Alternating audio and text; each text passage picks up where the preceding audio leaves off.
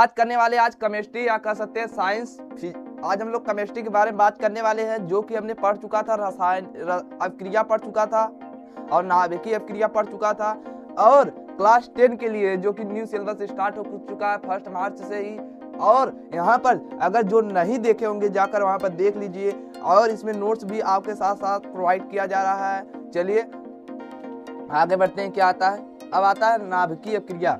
एक आती है, पहला आता है रासायनिक अभिक्रिया, रासायनिक अभिक्रिया, नाभिकीय अभिक्रिया। जो आता है पहला नाभिकीय अभिक्रिया, ये सब हमने पढ़ चुका है। अब आते हैं डायरेक्ट, हम आते हैं यहाँ पर। क्या आता है हमारा, जो कि प्रतिस्थापन हो गया था, प्रतिस्थापन का हमने उदाहरण भी बताया था जो कि, और उसको समझाया था। अब आता है अपघटन। अपघटन के बारे में आता है। क्या आता है? अपघटन। अपघटन अभिक्रिया क्या होती है? चलिए आगे बढ़ते हैं।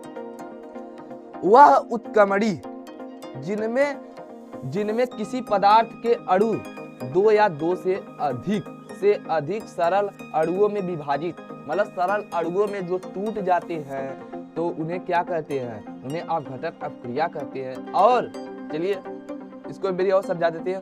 वह अनुक्रमणी जिनमें किसी पदार्थ के अणु 2 या 2 से अधिक सरल अणुओं में विभाजित हो जाते हैं तो उसे अपघटन अभिक्रिया कहलाते हैं या कहते हैं, जो भी कह सकते हैं आप। चलिए आगे बढ़ते हैं। क्या कहता है? अब आता है पॉइंट में जो दिया है, हम उसको समझा देते हैं आपको। पॉइंट में क्या दिया है? जो कि हमारा दिया है, ऊष्मा के प्रभाव का अपघटन को ऊष्मीय अपघटन क्या कहते हैं? ऊष्मीय अपघटन कहते हैं। क्या कहता है? ऊष्मा के प्रभाव का अपघटन ऊष्मीय अपघटन कहते हैं।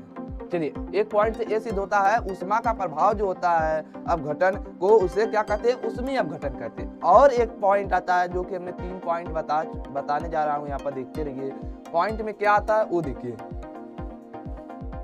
यहाँ पर पॉइंट में ये आता है जो कि विद्युत प्रभाव के अपघटन को वैद्युत अपघटन कहते हैं। जो कि आपका केमिस्ट्री खत्म होने वाला है, फर्स्ट चैप्टर। आप लोग अगर पढ़ते होंगे तो ठीक है, नहीं पढ़ते होंगे तो बहुत पछताएंगे। चलिए, विद्युत प्रभाव के अपघटन को वैद्युत अपघटन कहते हैं। अब क्या आता है? उदाहरण। ऊष्मीय अपघटन के निम्नलिखित उदाहरण है। चलिए हम आगे बढ़ते हैं। क्या आता है उदाहरण में? देखिए 2KClO3 इधर जब रिएक्शन करता है तो क्या बनता है? 2KCl + 3O2। इसमें क्या बोलते हैं? इसे ऊष्मीय ऊर्जा, ऊष्मा बोलते हैं। अगर जब इधर ऐसा आता है तो देख लीजिएगा FeSO4, मतलब 2FeSO4 जब इधर रिएक्शन करेगा तो ये बन जाएगा।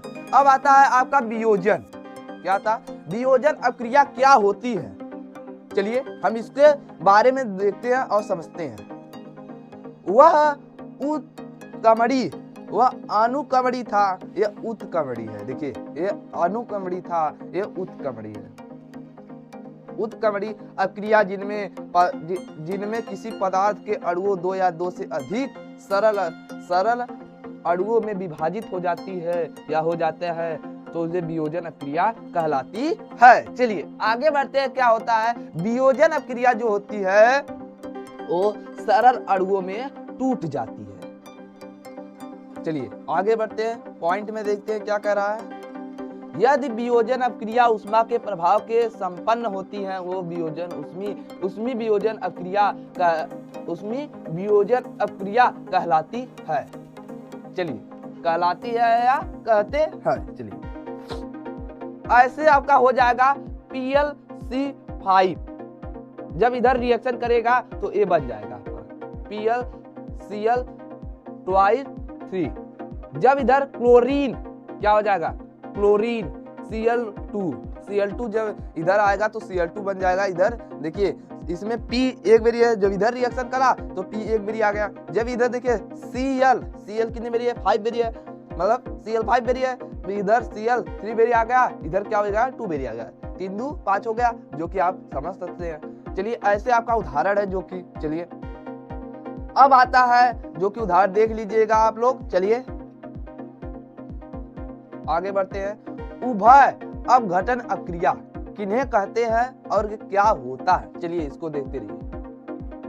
चलिए देखिए क्या होता है। उभय अपघटन अभिक्रिया जिन अपक्रियाओं में यौगिक में आयनों अथवा अन्य घटकों में अदला बदली होती है वो उभय अपघटन अपक्रिया कहलाती है। मतलब इधर देखिए रिएक्शन में हम आपको समझाएंगे। चलिए इधर रिएक्शन आता है जो कि आप समझ सकते हैं। यहाँ पर अब आता है रिएक्शन आपका एजी मतलब सिल्वर का है, जो कि सिल्वर अगर आपने पीरियोडिक टेबल याद किया होगा तो आप आराम से कर ले जाएंगे। देखिए अदला बदली क्या होता है, देखिए अदला बदली ये होता है एजी, यहाँ पर देखिए यहाँ पर AgNO3 था, अब क्या आ गया यार NaCl, जो कि यहाँ पर देखिए उसने बोला था अदला बदली होता है तो हम क्या करेंगे AgNO3 क्या होता है AgCl NaNO3 हो जाएगा। इतना हुआ, जो कि आप यहाँ पर देखिए जब इधर रिएक्शन करता है तो इधर जो रहता है इधर आ जाता है, इसमें का इसमें मिल जाता है और इसमें का इसमें मिल जाता है। चलिए आगे बढ़ते हैं, जो कि दूसरा उदाहरण देख लीजिएगा आप लोग। चलिए अगर आपने पहला वाला उभय अपघटन अपक्रिया नहीं देखा है तो फिर से देख लीजिए, फिर उसके बाद आगे बढ़ते हैं आप सभी लोग के। चलिए देख लिया, चलिए आगे बढ़ते हैं। जो कि हमने अब तक पढ़ा अपघटन अपक्रिया, वियोजन अपक्रिया, उभय अपघटन अपक्रिया। अब पढ़ने वाला हूँ ऊष्माक्षेपी ऊष्माशोषी अपक्रिया। चलिए ऊष्माक्षेपी ऊष्माशोषी अपक्रिया क्या होती है और इसमें क्या संबंध है। चलिए यहाँ पर देखिए क्या ऐसी अपक्रिया जिनमें ऊष्मा निर्मुक्त होती है। क्या होती है ऐसी अपक्रिया जिसमें ऊष्मा निर्मुक्त होती है वो ऊष्माक्षेपी अपक्रिया कहलाती है। चलिए आगे बढ़ते हैं, जो कि इसका उदाहरण देख लीजिएगा आप लोग। चलिए ऐसी अपक्रिया जिनमें ऊष्मा निर्मुक्त होती है ऊष्माक्षेपी अपक्रिया कहलाती है। जो कि ऊष्मा निर्मुक्त का मतलब ऊष्मा निकलती है वो ऊष्माक्षेपी अपक्रिया कहलाती है। चलिए उदाहरण देख लीजिएगा आप लोग। चलिए ये देखिए ऐसा है आपका, जो कि आप समझ सकते हैं। अब दूसरा अशोषी ऊष्मा अशोषी अपक्रिया क्या होती है, जो कि यहाँ पर देखिए ऐसी अपक्रिया जिनमें ऊष्मा अशोषित होती है वो ऊष्मा अशोषी अपक्रिया कहलाती है। चलिए आगे बढ़ते हैं, जो कि ऐसी अपक्रिया जिनमें ऊष्मा अशोषित होती है वो ऊष्मा अशोषी अपक्रिया कहलाती है। उदाहरण में देखते हैं फिर इसको समझते हैं। चलिए नाइट्रोजन तथा ऑक्सीजन गैस की अपक्रिया नाइट्रिट क्या होता है नाइट्रिट ऑक्साइड गैस बनता है। अपक्रिया के दौरान 42 किग्रा कैलोरी ऊष्मा अवशोषित होती है। मतलब जो कि इसमें कह रहा है 42 किग्रा कैलोरी ऊष्मा अवशोषित होती है। चलिए आगे बढ़ते हैं, क्या कहता है, जो कि आप उदाहरण यहाँ पर है देख लीजिए। एक विधि यहाँ पर दिखा दे। जी का मतलब जो होता है यहाँ पर देखिए जी का मतलब ये होता है जी जो यहाँ पर जी दिया है वो ग्राम होता है। जैसे N2O2 मतलब जो ग्राम में दिया है प्लस क्या हो जाएगा 42.0 कैलोरी। इधर जब इधर रिएक्शन करेगा क्या बनेगा 2NO2। चलिए इसी प्रकार जो कि आपका दूसरा उदाहरण है, जो कि देखिए यहाँ पर अब देख सकते हैं उदाहरण। अब इसको बता दे रहे हैं, जो कि आपका यहाँ पर देखिए क्या है जल वाष्प तथा कार्बन की अपक्रिया से जल गैस वो क्या होता है जल वाष्प और कार्बन अपक्रिया से जल गैस CO+H2 का निर्माण ऊष्मी अवशोषी अपक्रिया है। क्या होता है जब जल वाष्प और कार्बन मिलाएंगे तो एक गैस बनेगा, तो उसका एक निर्माण होता है अवशोषी अपक्रिया में। चलिए आगे बढ़ते हैं, क्या ऑक्सीकरण और अपचयन। अगर आपने ये नहीं पढ़ा होगा क्लास 9th में है तो नहीं, लेकिन 10 में है, कई टीचर होते हैं तो पढ़ा देते हैं। चलिए ऑक्सीकरण और अपचयन वह रासायनिक अपक्रिया क्या होती है, वह रासायनिक अपक्रिया जिनमें हाइड्रोजन जुड़ता है क्या होता नहीं ऑक्सीजन सॉरी दोस्त जिनमें क्या होता है ऑक्सीजन जुड़ता है और तथा हाइड्रोजन पृथक होती है, उसे क्या कहते हैं ऑक्सीकरण अपक्रिया कहते हैं। देखते चलिए इसका परिभाषा एक बार और देख लेते हैं हम लोग। यहाँ पर देखिए ऐसे देख लीजिए। अब आता ऑक्सीकरण और अपचयन की परिभाषा एक बारी और पढ़ लेते हैं। वह रासायनिक अभिक्रिया जिनमें ऑक्सीजन जुड़ता है तथा हाइड्रोजन पृथक होती है, मतलब हाइड्रोजन जो है वो अलग होता है। क्या होता है? हाइड्रोजन अलग होता है, उसी कहते हैं पृथक करना। पृथक होती है वह ऑक्सीकरण अभिक्रिया कहलाती है। जैसे मान लीजिए कॉपर चूड़ को गर्म करने पर उसकी सतह काली हो जाती है, मतलब जो कॉपर और चूड़ को गर्म करते हैं तो उसकी सतह क्या हो जाती है? काली हो जाती है, काली हो जाती है। फिर आगे देखिए, काली पड़ जाती है तो कॉपर ऑक्सीकरण तथा मिलकर कॉपर ऑक्साइड बनता है। क्या होता है? Copper oxide. ऑक्सीजन तथा मिलकर कॉपर ऑक्सीजन तथा मिलकर कॉपर ऑक्साइड बनता है। देखिए क्या होता है? 2Cu प्लस O2, ये तापमान ताप। अब जब इधर रिएक्शन करता है तो क्या होता है? 2CuO हो जाता है। अब आगे बढ़ते हैं, क्या आता है? अपचयन के बारे में पढ़ते हैं, जो कि यहाँ पर हमने बता दिया। पृथक मतलब होता है अलग करना, ऑक्सीजन जुड़ता है मतलब जो ऑक्सीजन रहता है उसमें जुड़ जाता है, हाइड्रोजन पृथक करना मतलब अलग हो जाता है, उसे क्या कहते हैं? ऑक्सीकरण अभिक्रिया कहलाती है। उसी का उदाहरण ले लीजिए, ऐसे आपका उदाहरण है, देख लीजिए। चलिए आगे बढ़ते हैं। क्या आता है? अपचयन। अपचयन अभिक्रिया आता है। अपचयन, यहाँ पर इसको च समझिएगा दोस्तों, क्या होगा? अपचयन अभिक्रिया क्या होती है?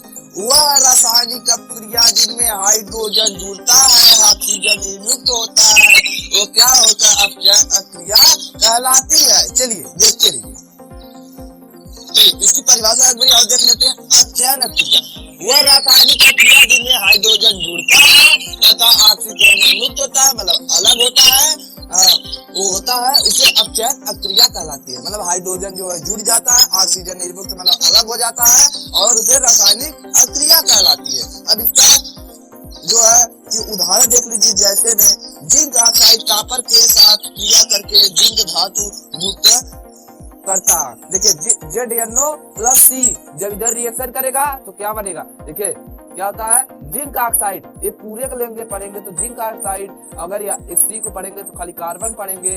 अगर जब इधर रिएक्शन करेगा क्या बनेगा? जिंक धातु बनेगा CO, आप जान सकते हैं कोबाल्ट। चलिए आगे बढ़ते हैं, जो कि अब आता है संक्षारण। संक्षारण क्या होता है?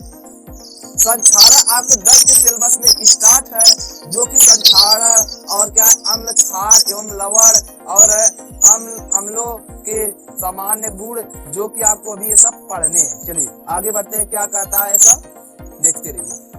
चलिए हम लोग संक्षारण के बारे में जानते हैं। क्या होता है?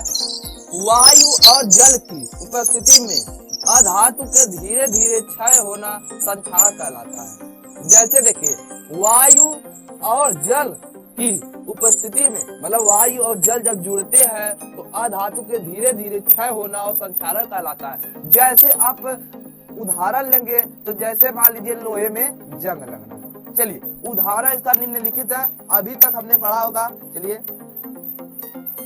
यहाँ पर होगा। चलिए हम इसका उदाहरण बता देते हैं अभी कुछ टाइम में।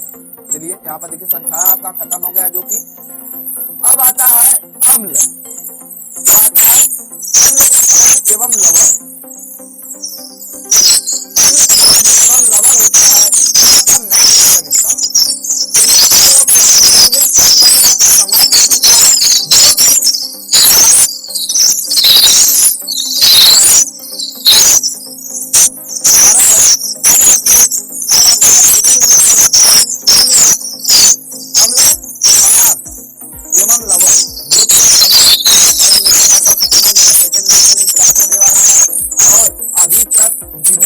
वीडियो नहीं देखा है जाकर वहां पर देखिए, जरूर देखिए। अगर आपका क्या है रासायनिक समीकरण, क्या रासायनिक प्रक्रिया एवं समीकरण नोट भी प्रोवाइड किया गया है, आप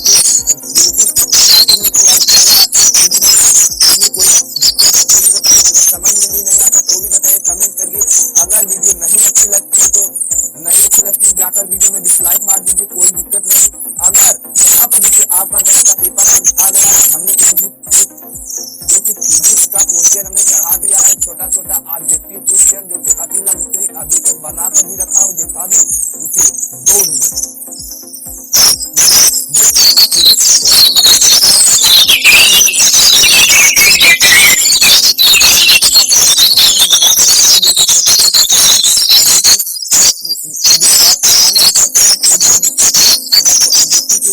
प्रकाश से संबंधित बातें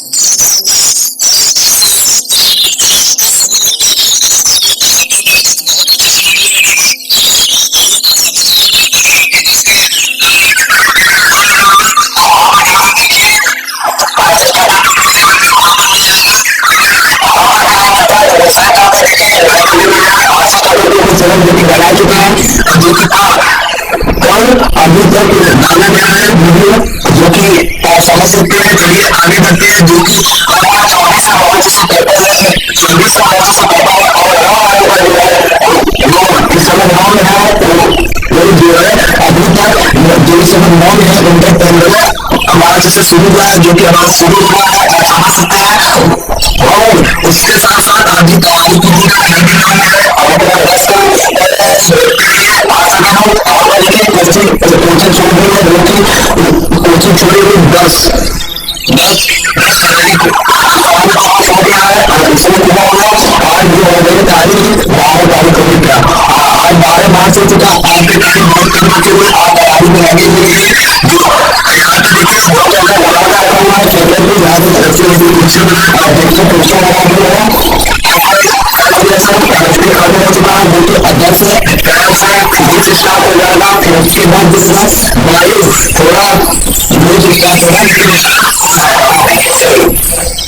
और मैथ का जो है बहुत सारा स्टार्ट हो चुका है, जो कि 12 मार्च से अब आपको रोज वीडियो मिलती रहेगी। ऐसे ऐसे आगे का जल्द